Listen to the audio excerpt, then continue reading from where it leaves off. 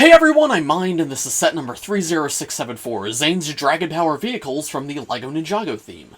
This is of course a Ninjago Polybag set that contains 55 pieces and it came out earlier this year. This is one of the 2-in-1 Polybags which they've been doing over the last few years. So you can see the two different builds that you could build using this are either Zane's Dragon Power Spinjitzu Racecar from the first Dragons Rising wave, or Zane's Golden Dragon Jet from Ninjago Crystallized. This set came out back in January of this year, but I was just never able to find it. I ended up buying it at a Bricks and Minifigs for $4.99, which is just like the standard retail price for Polybags. But yeah, there's a look at everything from the outside, so now let me open this up and actually build up each of these builds. So here's the first build, the main build of the Polybag all put together, and this is honestly really well done. I love how much blue is used throughout the build, and obviously that is on the original set this is based off of, but I think the original set uses it a little more sparsely than this, but obviously because this was downscaled, I'm really glad they brought it over a lot here. It just makes the entire build stand out quite a bit more. The shaping though was great, the silhouette looks just like the full-sized build, and funnily enough, it kinda still has the play feature of the full-size build, because they stuck with plastic wheels for this, so you can actually spin it on the ground. That's not as effective here as it is in the big set, but it's still a lot of fun to do.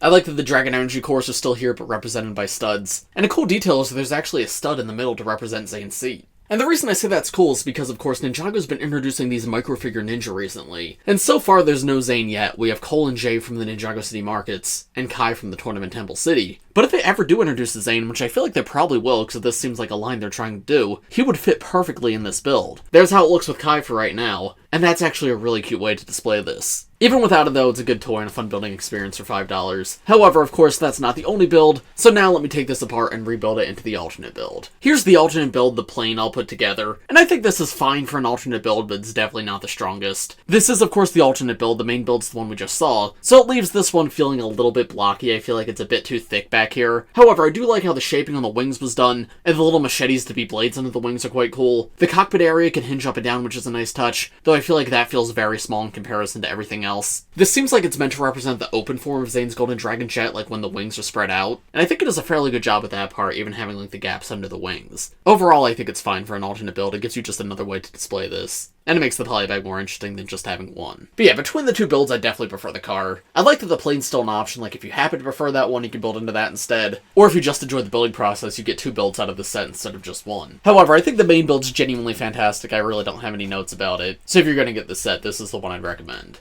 But overall, would I recommend this set in general? That's hard to say because, of course, this is one of the few Ninjago sets that does not come with any minifigures. And that's because it's microscale. Microscale's kind of becoming a thing in Ninjago with, like, the Micro Ninjago City sets. But obviously, there's a lot more minifigure scale in Ninjago than there is Micro Ninjago. So I think it just depends on what you're interested in. If you do like microscale sets, I think this is a really good one. And if you're just looking for a fun building experience for $5, I mean, this is pretty good, and you get 2-in-1, which is nice. But if you're, like, a huge fan of the show and you like collected characters, this is probably $5 you could save and spend elsewhere. Because while I do really like this build, at the end of the day, it is micro scale, and that's just not going to be for everybody. Being completely honest, if I didn't have this YouTube channel, I probably wouldn't have bought this, and that's also why it took so long to review it. It just wasn't a priority for me. But just because it's not typically my thing does not make it a bad set by any means. I genuinely really like this build, and I think it's about as good as it could possibly be. But of course, those are just my thoughts. Let me know what you guys think of this set in the comments below. If you enjoyed this video, make sure to leave a like on it and subscribe to my channel if you're new. And go check out my other Ninjago reviews up right now on my channel. This is the last 2024 set I had to review. I'll of course have more like throwback reviews and stuff coming soon. But yeah, if you missed any of the other sets, every single other one, including Polybags and everything else, is up on the channel now. But as for this one, I think that's about all I have to say. So thanks for watching, everybody. I hope you all enjoyed, and I will see you in the next one.